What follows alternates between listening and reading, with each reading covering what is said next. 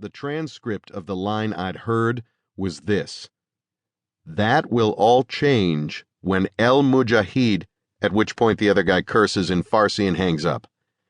Farsi's one of the languages I know.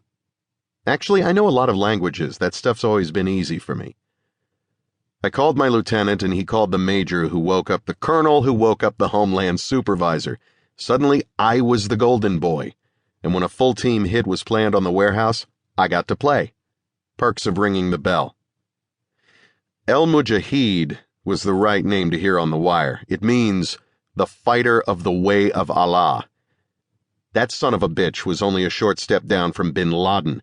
If U.S. soldiers roll their Bradley over a landmine, chances are this asshole is responsible. If there was even the slightest chance to get a lead to him, we had to move, and move fast.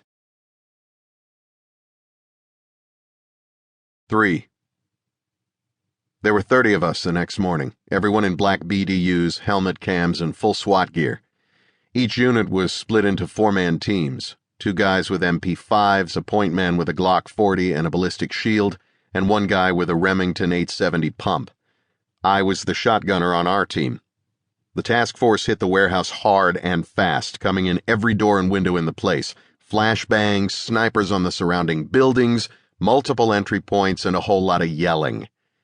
Domestic shock and awe, the idea being to startle and overpower so that everyone inside is too dazed and confused to offer violent resistance. Last thing anyone wanted was an OK Corral. My team had the back door, the one that led out to a small boat dock. There was a tidy little cigarette boat there, and while we waited for the go-no-go, the guy next to me, my buddy Jerry Spencer from DCPD, kept looking at the boat with the calculating lust of a cop nearing early retirement. I bent close and hummed the Miami Vice theme, and he grinned. He had a few weeks before getting out, and that boat must have looked like a ticket to paradise for him. The go came down, and everything suddenly got loud and fast. I had a shock-lock round chambered in the shotgun, and I blew the steel deadbolt to powder. We went in yelling for everyone to freeze, to lay down their weapons. Even if the bad guys don't speak English, there's no one alive who doesn't get the gist when SWAT waves guns, yells, and points at the floor. I've been on maybe 15, 18 of these things in my time with Baltimore PD, and only twice was anyone stupid enough to draw a gun on us.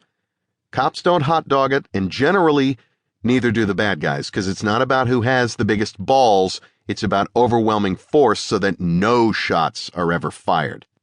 I remember when I went through the TAC team training, the commander had a quote from the movie Silverado made into a plaque and hung up in the training hall. "I don't want to kill you, and you don't want to be dead." That's pretty much the motto. So, the bad guys usually stand around looking freaked out, and everyone bleats about how innocent they are, yada yada. This wasn't one of those times.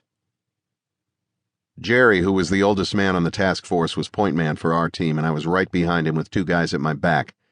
We hustled down a short corridor and then broke left into a big conference room. 8 Middle Eastern guys around a big oak table. Just inside the door was a big blue phone booth-sized container standing against the wall. "Freeze!" I yelled in 3 different languages. "Put your hands above your heads," and that was as far as I got because the 8 guys threw themselves out of their chairs and pulled guns. OK Corral, no doubt about it. When IAD asked me later to recollect how many shots I fired and who exactly I fired them at, I laughed. 12 guys in a room and everyone's shooting. If they're not dressed like your buddies, and you can, to a reasonable degree of certainty, determine that they're not civilian bystanders, you shoot and duck for cover. I shot the first guy to draw on us, taking him with 2 to the body.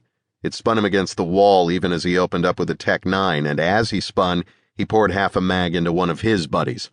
A ricochet burned the air 3 inches from my face. The only lucky part of a free-for-all shootout is that everyone is so caught up in not getting shot that they don't have time to aim. That's a little less true for SWAT, and the ratio of aim to hit improves once the shock of the moment wears off. The unlucky part, and this is a real bitch, is that no matter how much you prepare for a shootout, you never really expect one. Most people have this